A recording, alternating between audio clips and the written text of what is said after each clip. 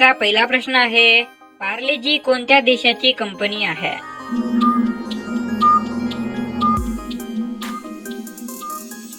या प्रश्नाचे उत्तर आहे ऑप्शन नंबर 3 भारत. मित्रांनो, पार्ले-जी ही आपल्या भारत देशाचीच कंपनी आहे. दुसरा प्रश्न आहे, भारतातील कोणत्या राज्यात कोंबड्याचे मंदिर आहे?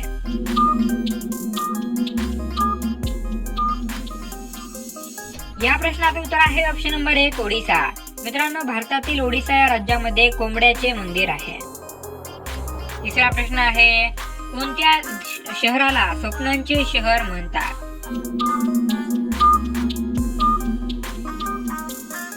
या प्रश्नाचे उत्तर आहे ऑप्शन नंबर 2 मुंबई. मित्रांनो, आपल्या महाराष्ट्राची राजधानी असलेल्या मुंबई या शहराला स्वप्नांचे शहर म्हणतात. अनेक देशांमधून, अनेक राज्यांमधून या ठिकाणी लोक त्यांचे स्वप्न पूर्ण करण्यासाठी येतात. चौथा प्रश्न आहे, भारतामध्ये नोटबंदी कधी झाली होती?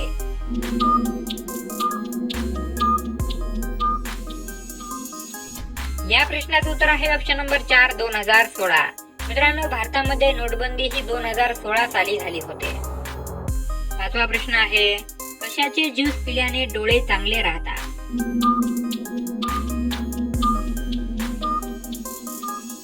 या प्रश्नाचं उत्तर आहे ऑप्शन नंबर 1 गाजराचे.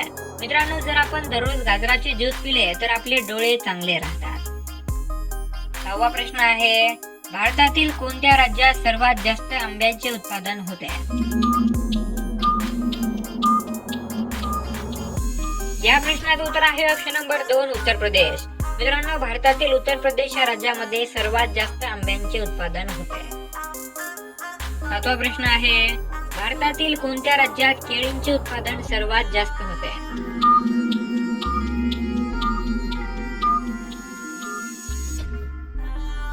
या प्रश्नाचं उत्तर आहे ऑप्शन नंबर 3 आंध्र प्रदेश. मित्रांनो, भारतातील आंध्र प्रदेश या राज्यामध्ये केळींचे उत्पादन सर्वात जास्त होते.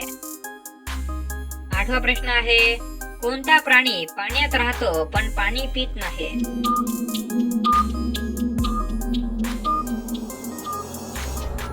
या प्रश्नाचं उत्तर आहे ऑप्शन नंबर 4 बेडूक. मित्रांनो, बेडूक हा असा प्राणी आहे की जो पाण्यात राहतो पण पाणी पित नाही.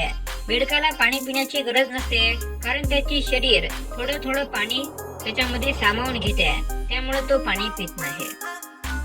नववा प्रश्न आहे, भारतातील सर्वात मोठा सण कोणता आहे?